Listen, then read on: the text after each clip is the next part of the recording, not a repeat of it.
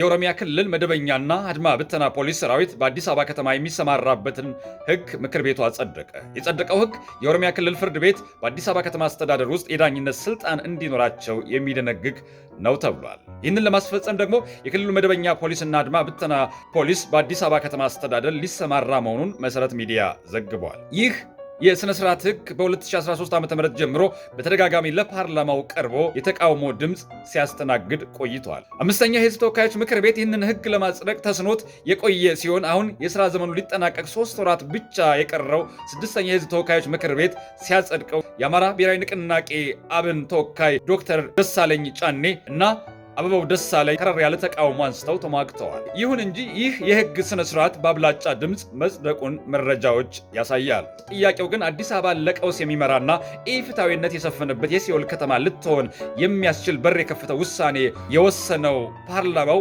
መጠነኛ ሰላም ያላትን ከተማ ቋሚና ዘላቂ የተነመስ ከተማ እንድትሆን እንደማጽደቅ ይቆጠራል። እንዲያው ለመሆኑ የተከበረው ምክር ቤት ይህ ውሳኔ በተግባር ሲውል በአዲስ አበባ ከተማ አስተዳደርና በኦሮሚያ ክልል መዋቅሮች መካከል የስልጣን መደራረብ በመፍጠር የሕግ ተፈጻሚነትና የዳኝነት ስርዓቱን ሊያወሳስም እንደሚችልና እርስ በርስ በመጠቋቆም ዜጎችን ሊንገላቱ እንደሚችሉ ማሰብ አለመቻሉና ይህንን ውሳኔ እጅ አውጥቶ የሚያጸድቅ የፓርላማ አባል ፊደል የቆጠረ የሕዝብ ተወካይ ነው ወይ የሚለውን ጥያቄ ለመጠየቅ አስገድዱኝ። በተለይም የጸጥታ ኃይሎች የዚህ ሰንሰለት ግልጽ ስራ ለመስራት ለተጠያቂነት መጥፋት ምክንያት ሊሆን እንደሚችል እንዴት አይታሰብበትም? የአዲስ አበባን ራስን የማስተዳደር ነፃነት ጥያቄ ውስጥ ሊገባ እንደሚችል የተከበረው ምክር ቤት እንዴት ይህንን ማሰብ ይሳነዋል? የስጋትና ያለመተማመን ስሜት ሲፈጠር ማህበራዊ ትስስር ሲላላ እና ፖለቲካዊ ውጥረት በር ሊከፍት እንደሚችል እንዴት መገንዘብ አቃተው? ይህ ውሳኔ በአዲስ አበባ ከተማ የተጠመደ ቦምብ ነው፣ አንድ ቀን የሚፈነዳ።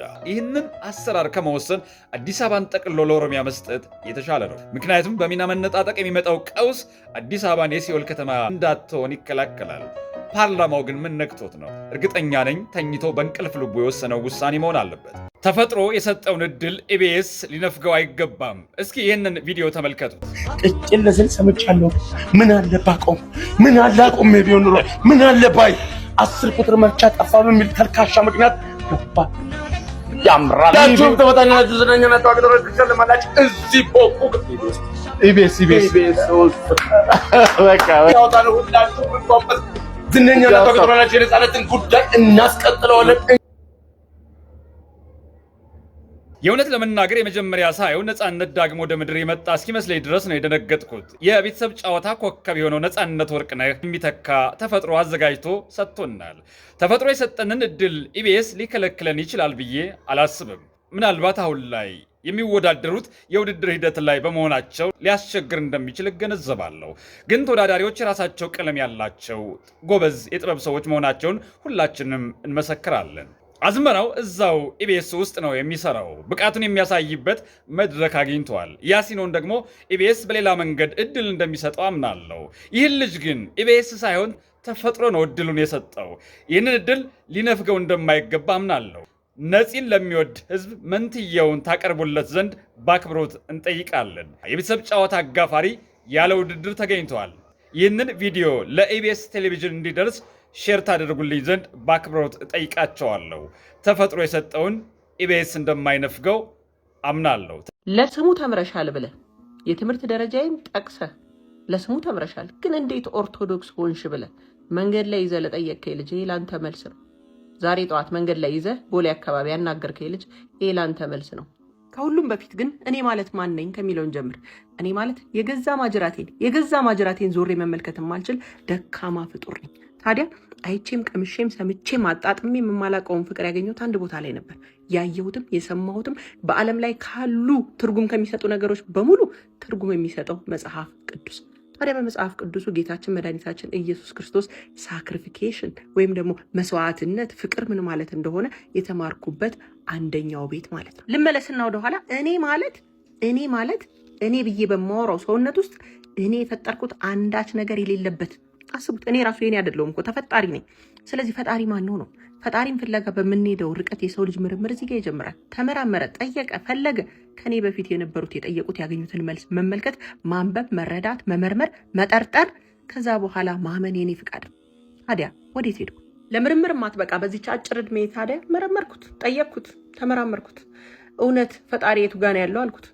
እውነት የሚሸት እውነተኛ አምላክ ያለበት ተብሎ የሚታሰብ የፍቅር መጨረሻው ጥጉ አጋፔ የሚገኝበት አንድ ቦታ ነው፣ መጽሐፍ ቅዱስ። ታዲያ ጉዞ ወደ ጥንታዊና ታሪካዊ መሰረት ያላት መጽሐፍ ቅዱሳዊት የሆነች ቤተ ክርስቲያኑ ውስጥ ራሴን ስላገኘሁት ለምን ደነቀህ ነው። እንዳይደንቅህ፣ በተፈጣሪ ጭንቅላት መማር ማለት መጠየቅ፣ ማንበብ፣ መመርመር፣ መወሰን እንጂ መደንቆር አይደለም።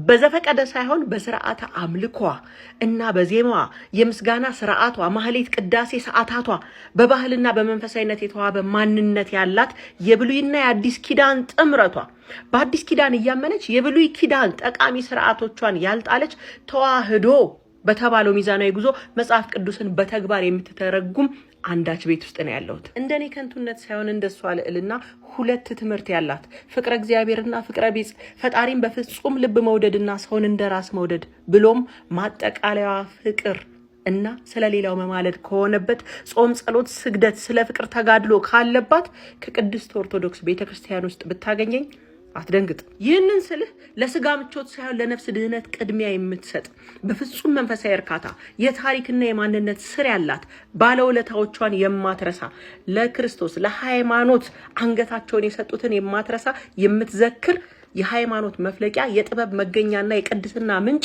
የሚስጥራት ባለቤት ከሆነች ከቅድስት ቤተክርስቲያን ስር ስታገኘኝ ለምን ይሆን ለስሙ ተምረሻል ብለህ ሳይንስ እውነትን እንደማይሸፍን ያልተረዳኸኝ ለምን ይሆን ብዬ አሰብኩኝ።